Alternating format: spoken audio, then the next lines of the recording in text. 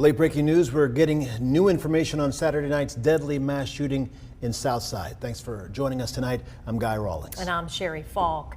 We have live team coverage with WVTM 13's Gladys Bautista and Bryce Oselin. They've been working all afternoon gathering information on this investigation, plus reaction from community leaders. Let's get you caught up on the facts. Last night, just after 11 o'clock, police say a group of shooters jumped out of a car and opened fire outside the Hush Hookah and Cigar Lounge. The gunman is still on the run. At last check, 4 people are dead, 17 others hurt and recovering tonight.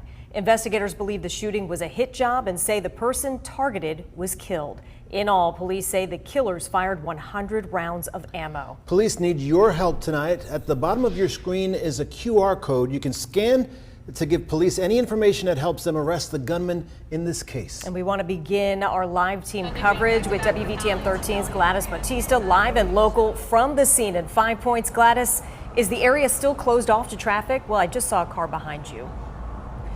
No, the area right now is open to traffic, and we've seen people coming through here going a little bit slower as they pass Hush Lounge to take a look at where this carnage took place yesterday. A much different scene than what we saw yesterday. As I was on my way into the studio, I passed through here and police told me that they had much of the area blocked off so that emergency vehicles could come in and out. Those ambulances could get to where they needed to get and then get back to the hospital. Here is what the scene looked like yesterday. There was crime scene tape everywhere, police vehicles everywhere. Police say more than 100 shots were fired into a crowd of people outside Hush Lounge. Many people who took video of the scene posted them to social media. It is completely flooded with those videos, and they help paint the picture of the absolute terror and chaos right after the shooting. Many people on the sidewalk rushing to help those injured. Police today said there were multiple shooters. In the aftermath, we learned 3 people, 2 men and a woman, were pronounced dead on the scene. A 4th died at the hospital.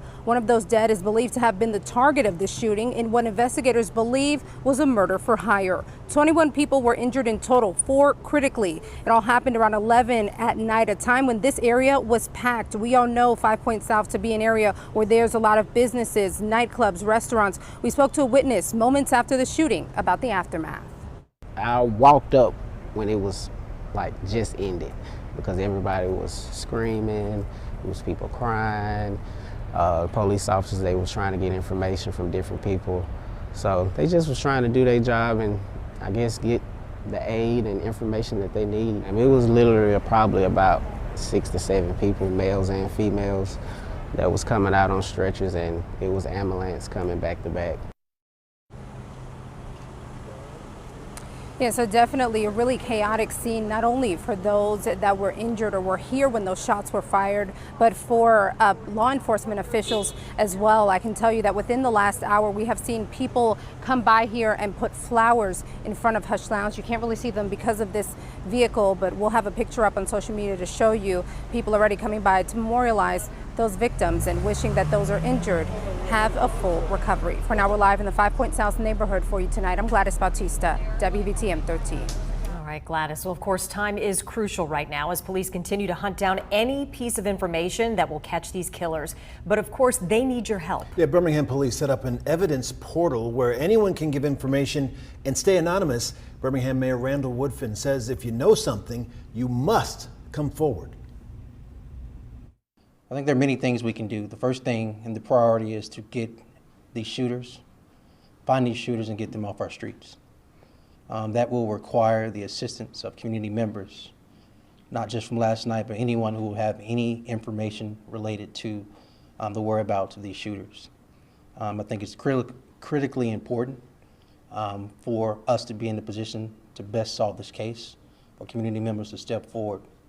I want to stress that you can remain anonymous. All right, here's that QR code. We have it at the bottom of your screen as well. You can also call Crime Stoppers at 205-254-7777. Again, you can remain anonymous. Well, Congresswoman Terry Sewell responding today as well to the mass shooting investigation. She says she's heartbroken by last night's tragedy, extending her condolences to the victims' families and a speedy recovery to those who were hurt. She also called the shooting senseless and calls on elected officials to do all they can to break the cycle of violence. The pain and loss from this latest mass shooting is unimaginable, and many will go to sleep tonight to wake up to a new reality, one where they've experienced firsthand how quickly gun violence can change everything. The conversation over gun violence is once again front and center in Birmingham. At the heart of the debate, assault weapons, Glock switches, and gun conversions. During this morning's news conference, Mayor Randall Woodfin said that we owe it to the victims, the families of those who died, and our community to make our communities safer. But he also said the solution goes beyond just police work. It's about everyone on every level coming together. Do not tell me this is not solvable. And at the same time, do not tell me this is only on the police to solve. Elected officials, locally, statewide, and nationally, have a duty to solve this American crisis, this American epidemic of gun violence. We should not allow people to just ride around with any style type of weapon that doesn't even belong on domestic streets. It should not be allowable, period. I don't care what your politics are. So, I said a lot, probably said too much. If you're offended by it, I don't care. We have a job to do. We want to get these shooters and killers off the street. And police believe Glock switches were used during the tragic shooting. This gives a person the ability to switch between a semi-automatic shot or fully automatic ones. BPD launched Operation Flip Switch, which makes carrying one of these guns illegal. Mayor Randall Woodfin is calling for offenders to spend at least 10 years in federal prison. Community leaders clearly saddened and exhausted by this continued cycle of violence, just like the rest of us. WVTM 13's Bryce Oselin spoke with a local faith leader and joins us now live. Bryce, what are leaders saying? Local faith leaders say they are praying long and hard after a recent mass shooting that took place in the city of Birmingham. Now, according to police, the shooting took place just after 11 p.m. Saturday in 5 Points South. The shooting resulted in 4 deaths and dozens injured. Local faith leaders say they're hoping to use their faith to uplift the community. It looks like that crime and murder has a strong hold on our society. Well, our only responsibility from a Christian perspective is to only say what God said. And so, as one preacher used to say for years, we're keeping hope alive. Leaders say they plan to make themselves available around the clock for people looking to receive prayers during this time. Live in Birmingham, Bryce Oselin, WVTM 13.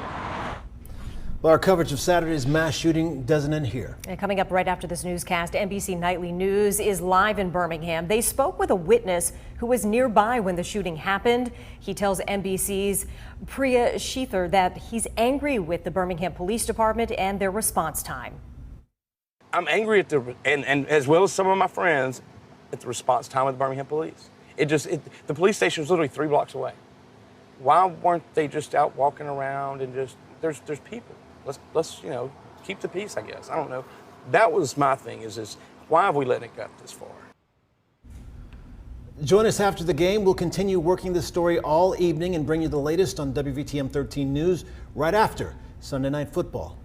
We have also compiled a complete look at the 5 Points mass shooting on our website, WVTM13.com. There you will find all of our stories and the latest information on the case. Plus, we have a breakdown of today's news conference.